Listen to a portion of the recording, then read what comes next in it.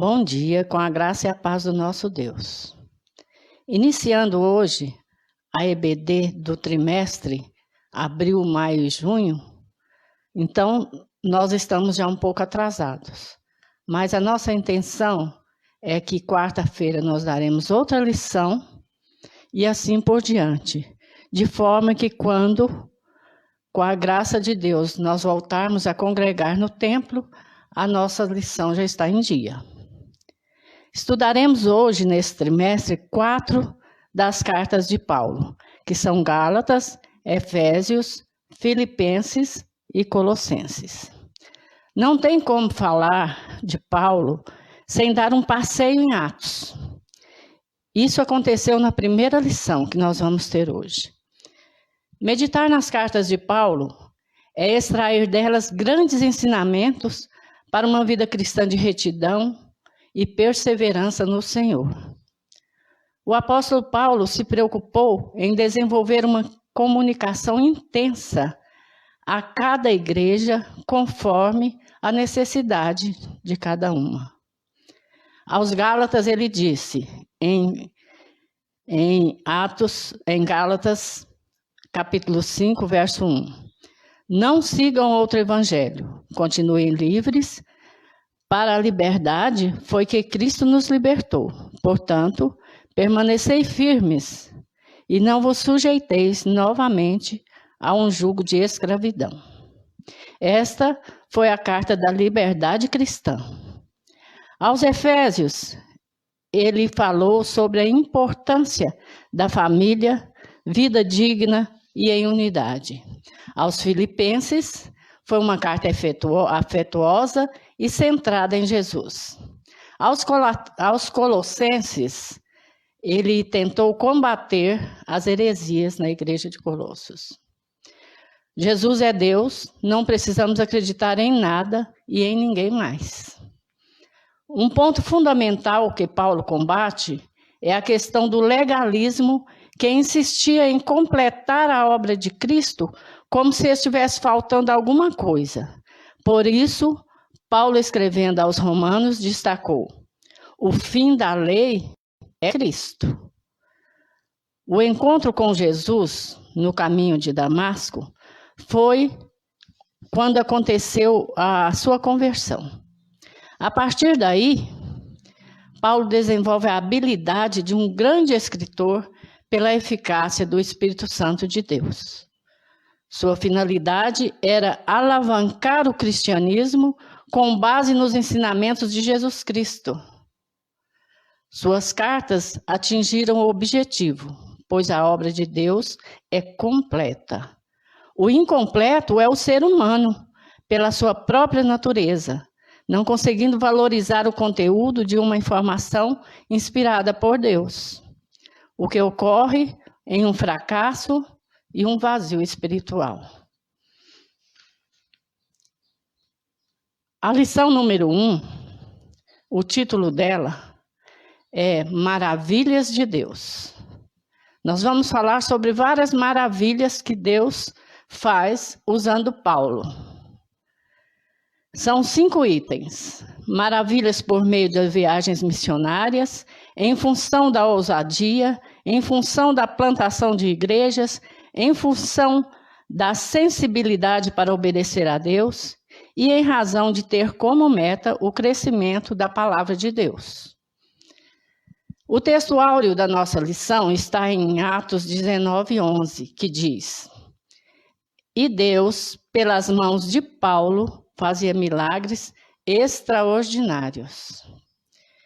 E é Deus quem faz os milagres, as maravilhas, mas usa mãos consagradas e disponíveis para o reino.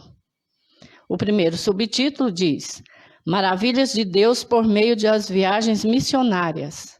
Atos 14:1. Em Icônio, entraram nas sinagogas dos judeus, como costumavam fazer, e falaram de tal modo que uma grande multidão creu, tanto de judeus como de gregos.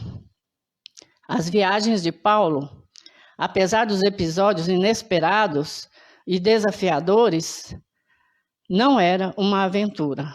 Paulo não era um aventureiro, era um grande missionário. Paulo sabia o que queria e para o que tinha sido chamado. E tinha estratégia de trabalho, por isso, logo que chegava a determinada cidade, procurava uma sinagoga. Seu objetivo era levar pessoas a professarem a fé. O segundo subtítulo diz: Maravilhas de Deus em função da sua ousadia acerca do Senhor. Atos 14, 3. Entretanto, eles se demoravam ali por muito tempo, falando corajosamente acerca do Senhor, que confirmava a palavra da sua graça, concedendo que por suas mãos se realizassem sinais e feitos extraordinários. A fé foi transformada em ousadia, exatamente pelo crer. Ousadia no Senhor para que se manifestem coisas extraordinárias. Jamais confundir ousadia com valentia humana, pessoal. A ousadia no Senhor se manifesta cheia de compaixão e persistência. Eles chegavam nas cidades anunciando o Evangelho, porque eles sabiam e viviam a verdade. Eles falavam do que eles tinham certeza. É nesse contexto que nasciam as igrejas da região da Galácia. O terceiro subtítulo da nossa primeira lição diz: As maravilhas de Deus em função de plantação de igrejas confirmadas na fé. Atos 16, 15. Depois de batizada com as pessoas da sua casa, ela nos suplicou: Se me considerais crente no Senhor, entrai e permanecei em minha casa. E nos compeliu a isso. Igrejas precisam ser plantadas por pessoas que professam e confirmam a fé em Cristo, dispondo-se a obedecer. Pessoas que sejam dignas. Se não for assim, a igreja não subsiste. Lídia é um bom exemplo de um crente que entende como deve iniciar uma igreja confirmada na fé. A base para o nascedouro da igreja é a fé, mesmo e até principalmente nos nossos dias. O quarto subtítulo da nossa lição diz: Maravilhas de Deus em função da sensibilidade à direção do Senhor. São as maravilhas de Deus que acontecem na nossa vida quando nós somos sensíveis a ouvir a sua voz. De noite, Atos 16, 9. De noite, Paulo teve uma visão nela, em pé, um homem da Macedônia suplicava-lhe: Vem para a Macedônia e ajuda-nos. A visão que Deus dá é para aqueles que vivem em trabalho. Paulo e Silas faziam o certo, pregavam e plantavam igrejas. Porém, não basta fazer o certo. É preciso fazer o certo conforme a vontade de Deus. Isso requer verdadeira dependência e compromisso. Paulo e seus companheiros foram impedidos pelo Espírito Santo de irem para as regiões que planejaram. Eles fizeram todo um projeto, planejaram as regiões que passariam, as cidades que iriam, porém, nessa visão, Deus mostrou a Paulo que ele não deveria ir para essas cidades, e sim para a Macedônia. Nem sempre o que desejamos é a vontade de Deus. Não se faz obra de Deus sem sensibilidade, sem discernimento da vontade de Deus. Sem fé. Paulo teve uma visão, era obra de Deus. Não foi desequilíbrio emocional, desequilíbrio mental, mas foi uma visão consciente que era de Deus.